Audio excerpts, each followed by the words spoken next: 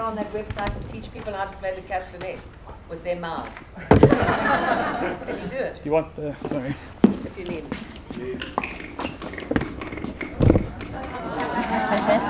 It's going to be unique, huh? Anyway, good morning everybody, it's wonderful to be here. All those things that I've done, it's kind of like, it's weird, and I'm only 25. Anyway, today we're going to talk about how we speak the way we speak and why we speak the way we speak and what language is. Living in South Africa, which is such a multilingual country, we face challenges that no other country in the world faces.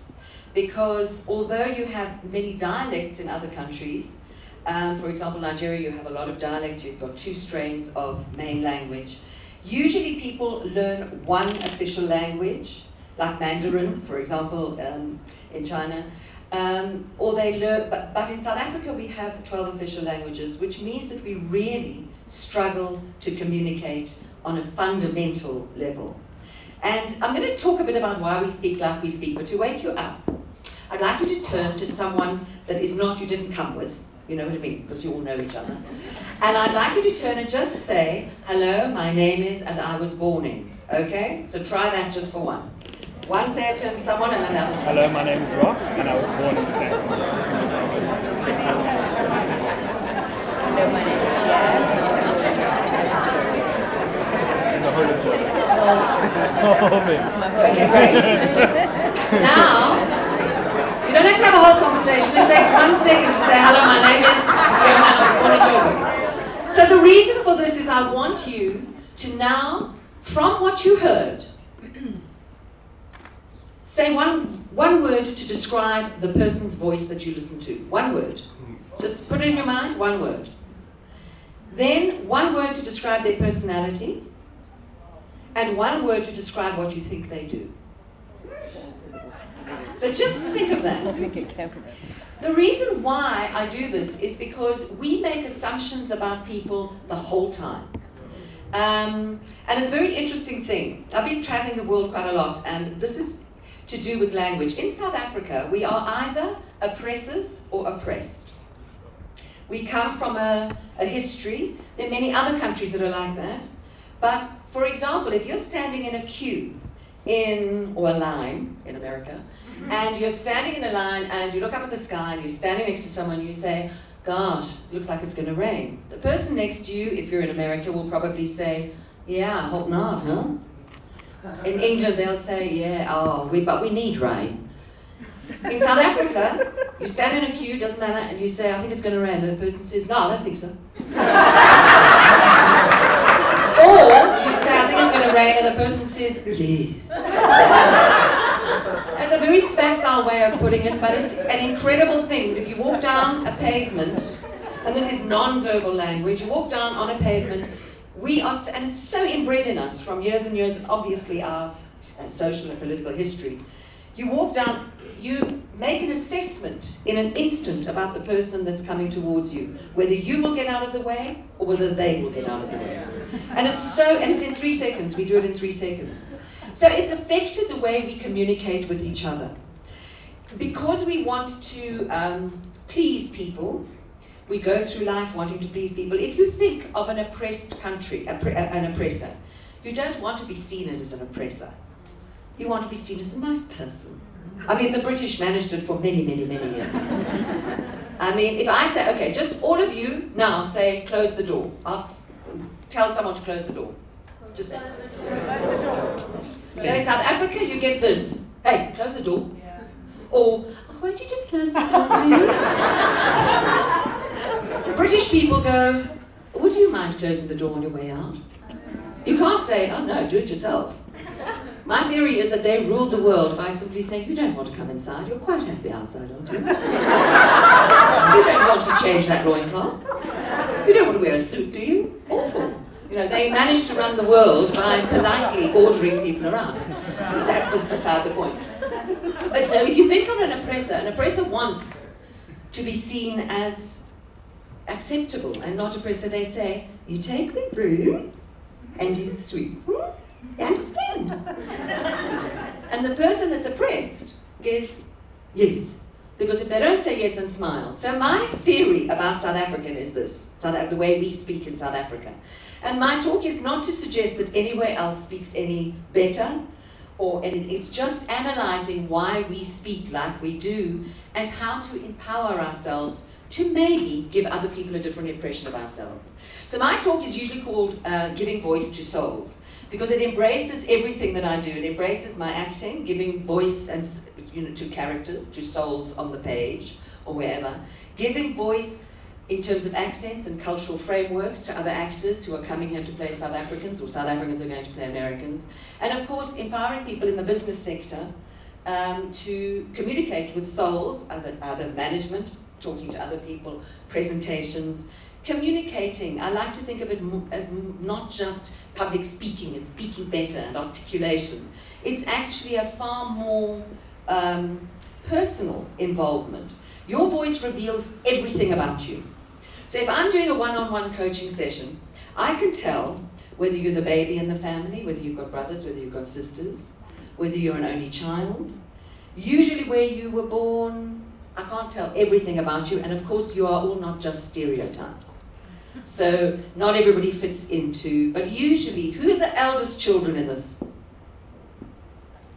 Okay, who are the middle or middling? Look at this, interesting. And who are the babies? Interesting. So you can see that the babies tend to be the most gregarious, they tend to have the most developed voices. Because the oldest comes along and just does this and gets exactly what they want. By the time the third or fourth child comes along, it's so the voice develops much more. And it's amazing how this actually works. So your voice is like a fingerprint. It reveals everything about you. So when we are in business and we want to present, or when we're an actor, so I use the same principles that I use for acting to empower people in business. Because if I've got to play an American woman who's an alcoholic for 3 hours a night for 9 months, I can't do it for like half an hour at the beginning and then halfway through the play sort of become Fiona. So it's how to use those principles that I use to sustain a presentation or wanting to empower yourself in business and come across slightly differently. But the important thing is that it's your authentic voice that we are enhancing and not a put-on voice. So an actor is no good if you've got to go and watch an actor, and an actor is, it's not their own voice. They're putting on an accent that doesn't convince you, not because it's a bad accent, but because it doesn't sound authentic. That won't be doing the job. Okay, so your voice is like a fingerprint, it reveals everything about you. And there was a very interesting situation I had with a girl who came from Durban. She wanted to be an actress and she was a model and she had a lisp. And when we were sitting talking and we were going through stuff, I said to her, you've got sisters and you're the middle child. She said, no, I'm the baby. I said, I don't think so. Anyway, we carried on. She said, that is insane. I am the baby because I am the middle child because my mother had another child and it died shortly after childbirth. So she'd always been treated like a middle child, right? I went on and I said, have you suffered any trauma in the last 18 months to 2 years? Because you can hear it in the voice. You can hear something. She said, you a sangoma? She said, one of her babies had a cot death, which was very sad, 18 months before that. And then she was trying to get rid of her lisp, and I said, I do not think English is your first language. And she said, don't be ridiculous, I live in Durban, I don't even speak Zulu or Afrikaans. Or Afrikaans. And anyway, we talked to her. I said, where were you born? She said, Mauritius. So now if you think of French and where the mouth is, peut-être je suis enchantée de votre connaissance, it's forward, right? So she had developed holding her mouth as a child, and so she'd got a lisp. And we cured it in one day, and she'd been to, and that was just on the hoof, and it's fascinating that those things are what we carry in our voices. So if you turn on television, CNN say, and you turn the sound down, this is what you see.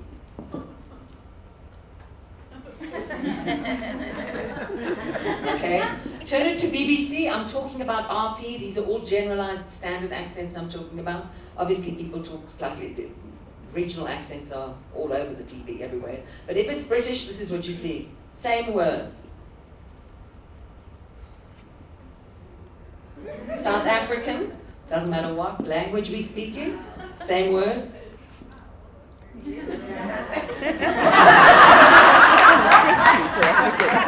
So where that comes from is to go back to this thing of oppressor and oppressed. It comes from, we hold our mouths like this. So if you think of southern states of America, Australia, and South Africa, and this is it's not scientifically provable, it's my theory of how I teach.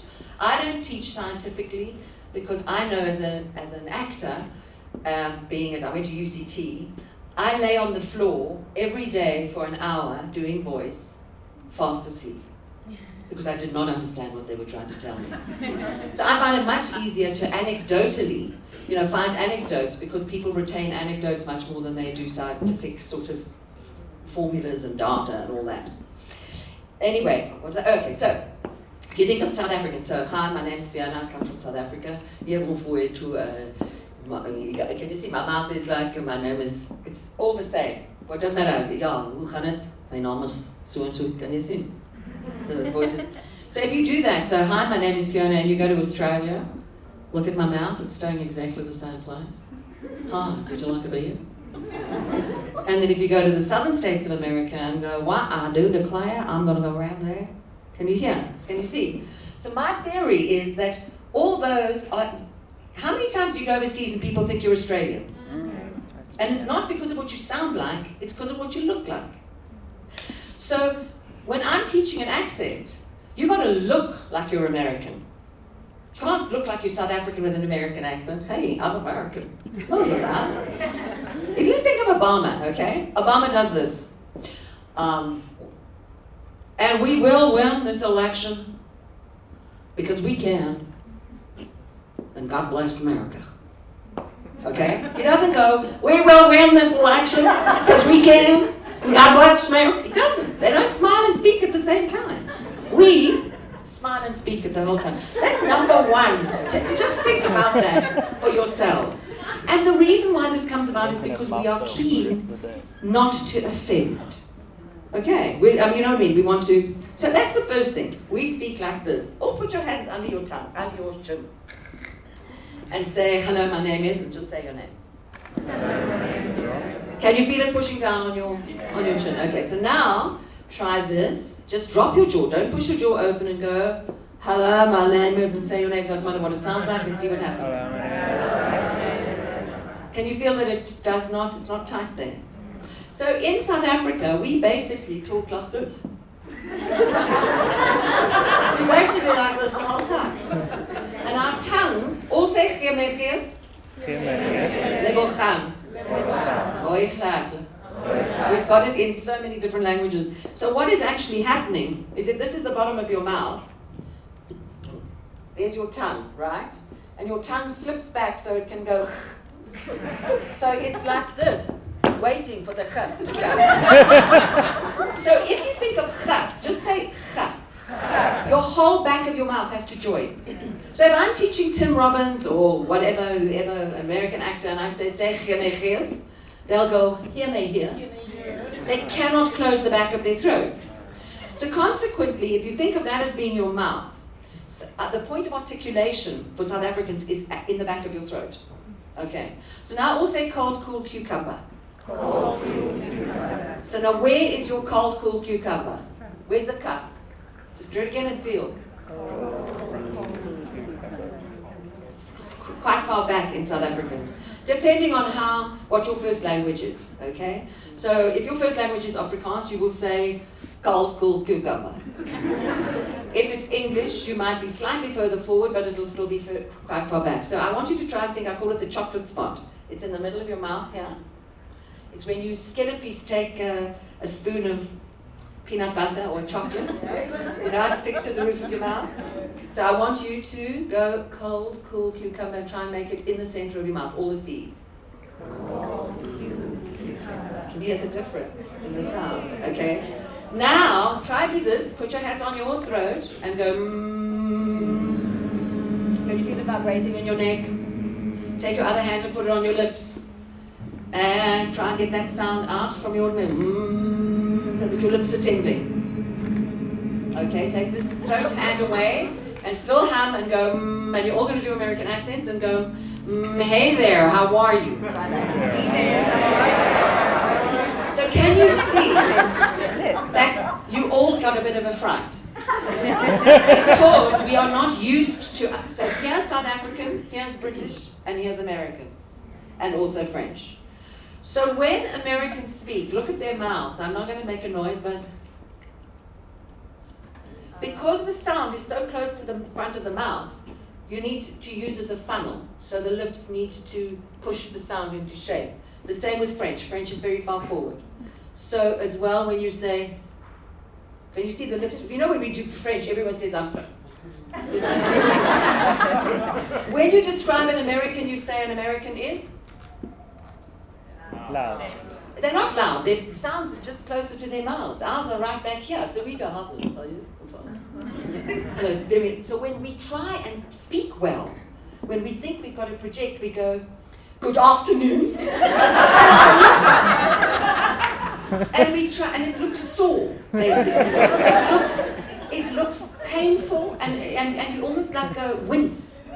The idea is that the internal articulators are freer. That's what we're trying to do with the thing. Okay, so language moves forward and back in the mouth. You can see. Say non dimenticare. That's Italian. I'm just checking the time here because I can speak for an age. Non dimenticare. So forward and back is non. Just all go non. Non. Forward, right? Di. Then move slightly back. Ment. Si. Re. So that's Italian. Non dimenticare. Can you hear that? The sound is moving backwards and forwards. When people do Italian accents, they say, I want to go to the shops.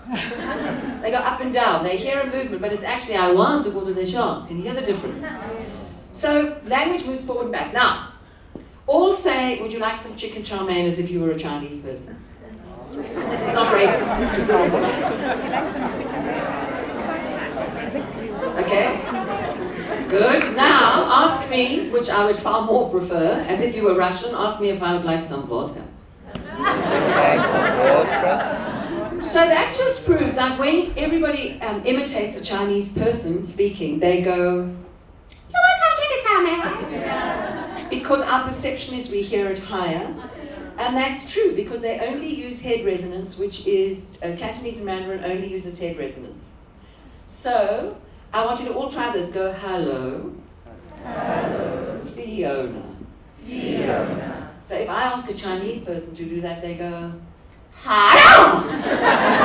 Because they're not used to it vibrating. And I use this example because I want you to think differently about where your voice is going to vibrate. You know, I can't teach you all to speak brilliantly now after you walk out. But so now with Russian, what did you all do? So Russian is all in chest resonance. They don't use anything.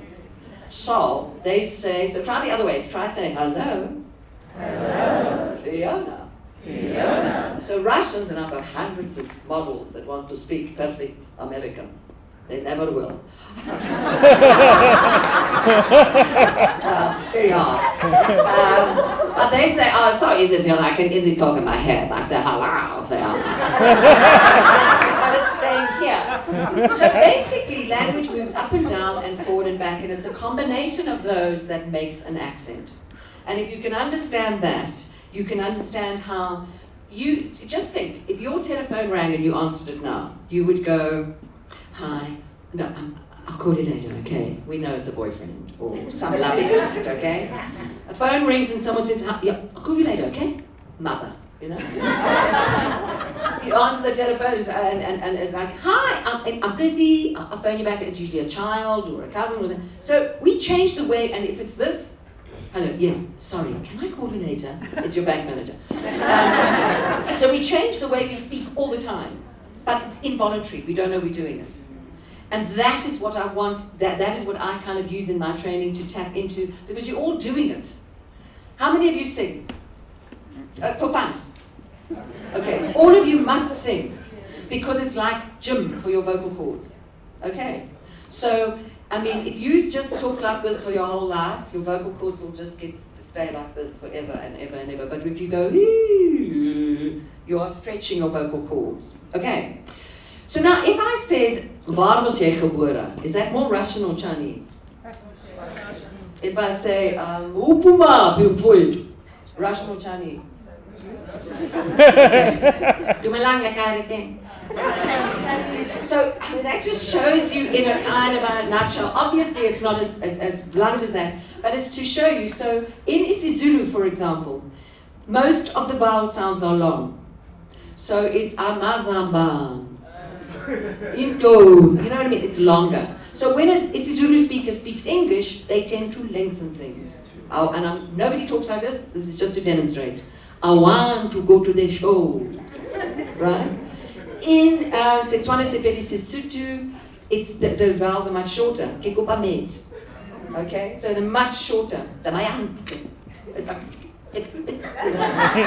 So when an Sepedi, Sesotho or Setswana person speaks English, everything is very short. So it's, I want to go to the show. So why I'm explaining this to you is because this is how we don't, so the person that you say, I don't understand, what do you want? Money. Whereas if a Zulu person speaks, it's money. You understand? Now, you can extrapolate further about why most of the governing people in politics are Zulu. You can draw your extra, But it's very interesting how we foresee language, how we see language. How are we doing time-wise? You good? Oh, good. Okay. So if you just think about that for yourselves and how you speak. Now, an accent comes about. It's quite an interesting thing why accents come about. If you think of Birmingham in England, right? Most of the north of England, everybody like, I come from Manchester, Birmingham, Liverpool, it's all kind of in the back of the throat. It's a bit like we speak, really. But they sound as if they've got a cold. And it's very interesting because that was all the northern parts where they did coal mining, steel mining, all of that. So the husband would go down, have a chest infection, come up, sleep with the missus. The baby would be born and he'd just speak like them. They just have permanent colds. And it becomes an accent. It's actually amazing why things like, I remember I was working with Sam Neill in a film, and he's New Zealand, he's not Australian. And he said, it's very easy to do an Australian accent. You just wrinkle up your eyes because of the sun, and you close your mouth so the flies don't get it. That's an anecdotal thing that actually you remember far more than if someone says, you lift the epiglottis and you push this and you remember that stuff much more. And so languages, I can go on forever, but if you think about how in society, we all want to be 20 years old or look 20 years old, right? You have 65, 70-year-old women in skinny jeans with like extensions. And so to make that work, to make that hip image work, you've got to talk like an adolescent. You can't look like that and like hell of a hip and walk in and say, right, this afternoon we're going to be studying, you know what I mean? It just doesn't go. So the whole world is stuck in adolescent communication. Sound bites, SMS, again, great, all that stuff. So when I teach actors, they do not even have the fundamental facility to say a sentence in one breath, with a breath. And it's dire, and it's happening globally.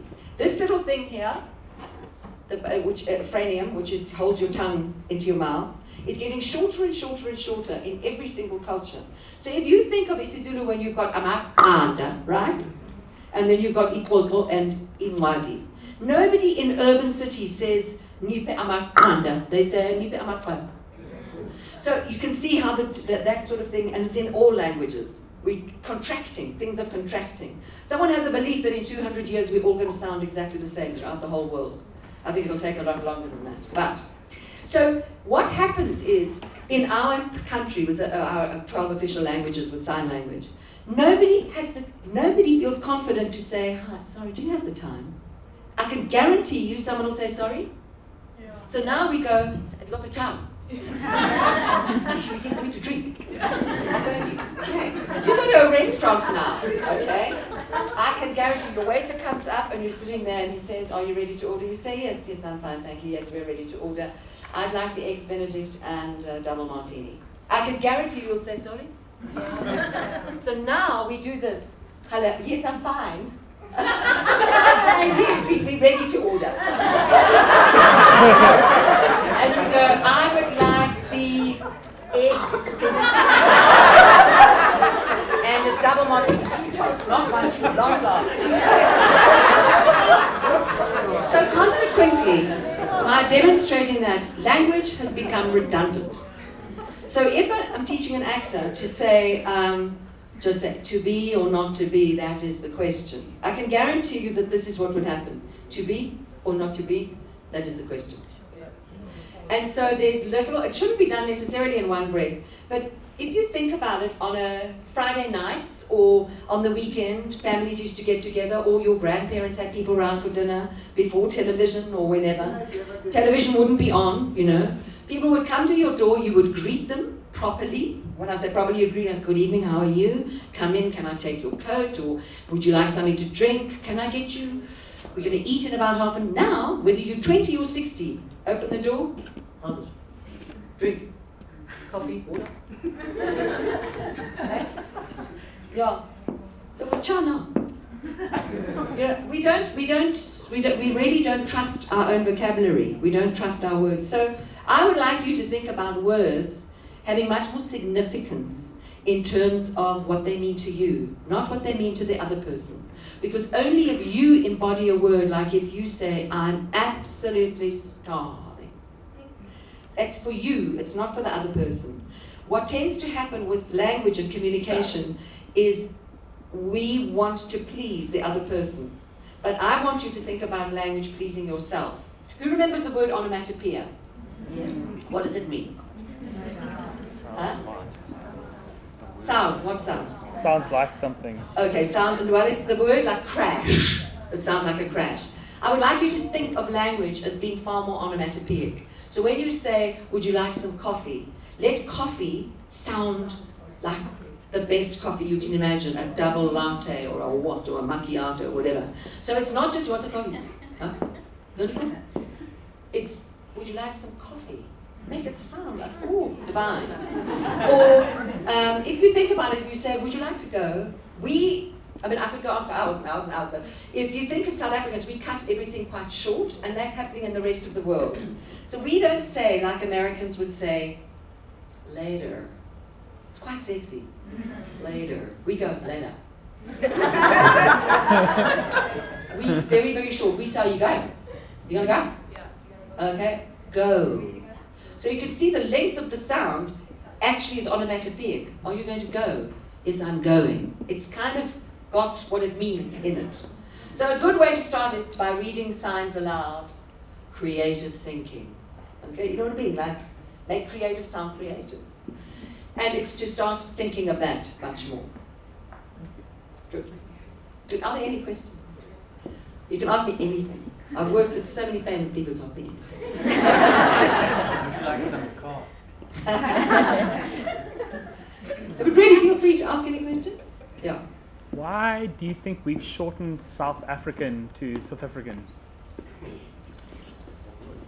I think because we don't open our mouth, because the sounds emanate from the back. Don't forget that it's not only Afrikaans that's in the back. As I explained, all vernacular languages nearly in the whole of Africa are made from the back of the throat. If you think of a French person from Congo and a French person from mainland France, a person from mainland France would say, hello, I am French. If from Congo, because of a vernacular language being a second language, they will say, I come from Congo. I come from Congo. Can you hear it? It's further back in the mouth. So I think that if you just try and say go, go, go, it's hard to make, so we end up saying go, because we're not opening our mouths, and that's why it's happened. And it's got the more, if you think of since 1994, all say clean. Clean. So clean used to be clean. After 1994, as more people listened to isiXhosa and different languages, it's become clean. So there's almost an acceptable click. So language changes all the time. And I think that South Africans, because we have so many different peoples living here, and our complex history, that there's a kind of thing if we don't actually want to commit ourselves to anything. Because it's like better if it's, yeah, sure. You know what I mean? I think it's got a lot more to do with our social and political psyche. The adverts on the radio when a bank is, when they say terms and conditions apply when we are registered authorized financial services provider, and they're like rattle with it. Don't they realize that that too is quite off-putting in terms of the service they've been describing? It's almost contrary to that service. We're so friendly, etc., and then we rattle off this so that we only pay for half a second and say all the bump that we must. I think that with that, and I've done many financial services, can you get it in, can you squeeze it into another second so we can get the sound things up front? I think it's because it's a requirement, and because you hear it so many times, it's a bit like that you are used to it, and therefore, if you heard someone saying, "Bank with Nedbank, your official financial services provider," you'd be asleep by the end. Do you know what I mean? You'd be like, "Oh, I don't know." I think that's the thinking behind the... I certainly know it's the thinking, but I think it negates the message. In fact, you're hearing two things in a way. I think it's because it's a legal requirement. Yes, it is. Yeah, I think that's why it's become like that. And it might, but you would get less time for the body of the commercial. Yes. One of the people that you have worked with, who is the most memorable and impactful to you? Well, they're all very, I think Idris Elba was the most remarkable person to work with. And in fact, he's coming back here to do a movie with Matthew McConaughey. And, but Tim Robbins was an extraordinary person to work with. Don Cheadle was extraordinary. Ray Winston. I worked with Leonardo DiCaprio and Matt Damon. I don't put it in my biography because, well, number one, I thought they were. But number two, they had other people teaching them first. So, no, and everybody is, Naomi was great, Jennifer Hudson was fantastic, Terrence Howard, nobody's more memorable than another. Depends on the size of the gift they're giving. There's a question there. Fiona, if we go back to the beginning, No. you take us back to the beginning exercise and it's an elevator pitch. What are the qualities of a voice that immediately command trust, you think the person's successful, that they're not going to rip you off? I think the more neutral the voice is placed in the mouth. I think that is it. In my MA, I used standard English as the median placement, the central placement in the mouth. And I came under a lot of fire because it's, English colonialism, a history of repression and all that kind of thing. But it's not because of the sound. And I kept on saying that it's not because of the sound. I don't want people to sound English. It's just to get the voice forward out of the mouth. And the danger is that when I'm teaching an accent or when people are trying to talk differently, so we don't all talk the same. If I'm giving a lecture for the Rand Merchant Bank, I will be very different than if I'm teaching students at the Market Theatre Laboratory, because you use different expressions, you use a different way of expressing yourself. But really what my aim is to get, breath. Our breath is political. It is a political thing. We've been so repressed for so long, and breathing. So the more breath you can employ to its fullest potential with an open mouth, you'll just sound different. So it's a wonderful thing to just try and do. If you say, "Hey babe, do you want some coffee?" to then repeat it and drop the jaw and try and pull your mouth forward, pull the sound forward and see what happens. A very simple exercise. There's so many other factors that come into what you've asked me. Physicality, breathing properly, freeing up the neck, how you come across. So that's different. But why I say that is that, for example, I was in England and I was doing a play called Arcadia, which was written by Tom Stoppard. And he writes very complicated plays. It was about the chaos theory, plus Foucault's theorem, plus Byron. It was all quite complicated. And a friend of mine's friend came to see it in London, and he says, "Oh, Fiona, that was fantastic. I really liked that." I thought, oh dear, he didn't get much of that. I made that assumption. We sat down afterwards and we were having a drink, and he was a professor of science. And he understood in much more detail than I did. But we make these assumptions about people according to how they sound. And it's not to sound English, it's just if they've got a nice warm voice, or if they're accessing resonators that are pleasurable to listen to. For example, if you interview Julius Malema, Julius does not speak like he speaks when he's doing a public address. And we all do that. I mean, Julius can, for example, all say 33,000. 33,000. So in most vernacular languages, there are no THs. So you either get Afrikaans, so you either get 33,000, 33, or you get 33, or you get 33. Okay? So it depends, if you don't want to sound like you're trying to appeal to the DA, so you say 33. If you say 30, there are those connotations to language and to individual sounds. Yes. So you're talking a lot about voice as choice, that we can select our own accents. And could you speak, I'm very curious about the prestige of different accents. So I'm American, and I've been living here for 12 years. And a lot of people who speak to me immediately switch into an American accent. And the younger they are, the more American they sound. So what would you recommend to young South Africans in terms of voice as choice?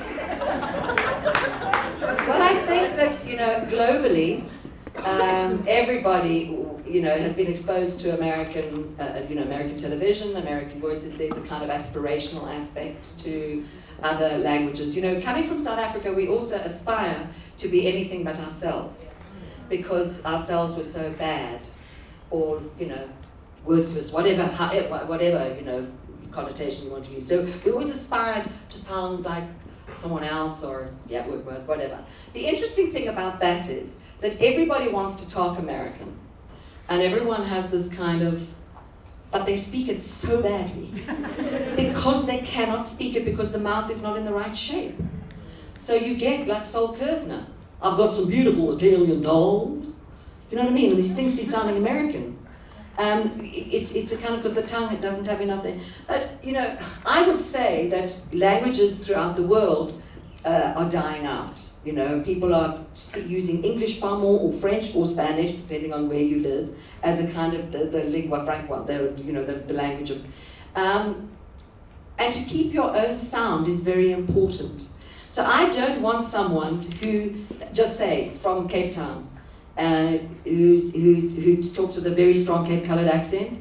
I don't want them to sound like me at the end of it. I want to enhance their voice so that it's called, what is it called? I can't remember what it's formant. So your mouth is in the optimum position for you to make the best sound available to you. So that instead of saying, yes, it's blue, that you can, I'm not saying to change the accent, if you just drop your jaw, yes, it's blue, it becomes longer. And you see what and becomes more, my aim is never to eradicate an accent. I never call what I do accent neutralization. I call it accent acquisition. You are acquiring another accent. You're not losing your own. You're not neutralizing your own. And I always say to actors, there are a lot of actors that, or just normal people, I say, don't walk around the set talking in a South African accent. You must be conscious of your own voice. I mean, Idris never did that, for example. Some actors do. But it's very important, the shift, that you're aware of the shift the whole time. That makes for you also to understand who you are in that situation. When I started doing accents, I lived in England for 5.5 years, and I was really tired of going into auditions and going, hi, I'm Fiona Ramsay, and then doing my piece in my best English, and they'd still cast a British person. It was just careful, but what happened is I started learning an English accent with a dialogue coach, and it was the weirdest thing. The more English I became, it didn't matter what accent I was talking, the less Fiona I was. So where we would go and say, oh, I saw this most amazing concert last night, it was fantastic, right? When you go English, it doesn't matter, you say, oh, we had the most amazing, it was fantastic. Can you see? Unless I'm doing Cockney, oh, amazing, fantastic. What I'm saying is it's done, and it started to intrigue me. Could I teach Idris Elba or Tim Robbins or whoever, because you cast them because they're Idris Elba and Tim, can I teach them to retain their Idrisness and also sound South African? I mean, to varying degrees of success, but so that's what fascinates me about accent. It's not, it's how do you retain your own you, but and even speak better or do a presentation where you just don't come across as false. Authentic, yes.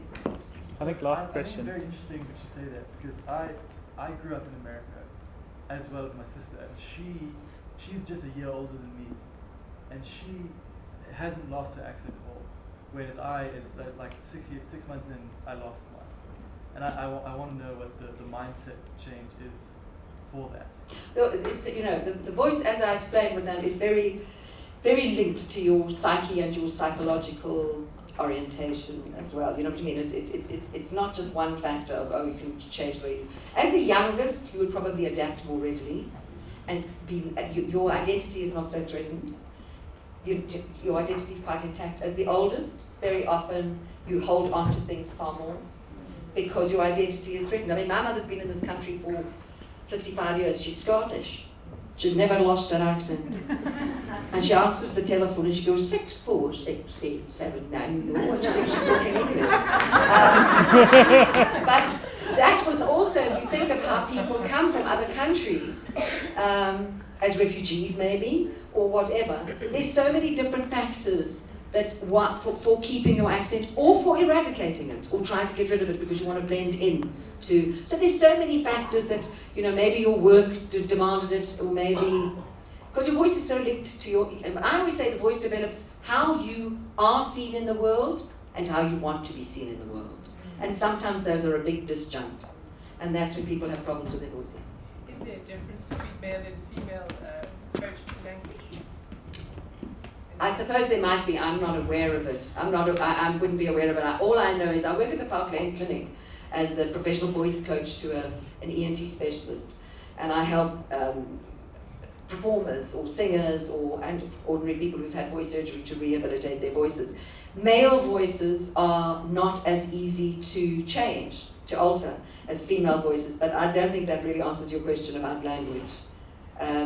Women I deal a lot with sex changes, because that is the one aspect of surgery or of the transition, transgender, that is very difficult to change. You can change appearance, but the voice box is very different. And now we've started doing operations where they cut the vocal cords shorter, because women have slightly shorter vocal cords, and they stretch them so that the pitch is higher. But it's not always that successful.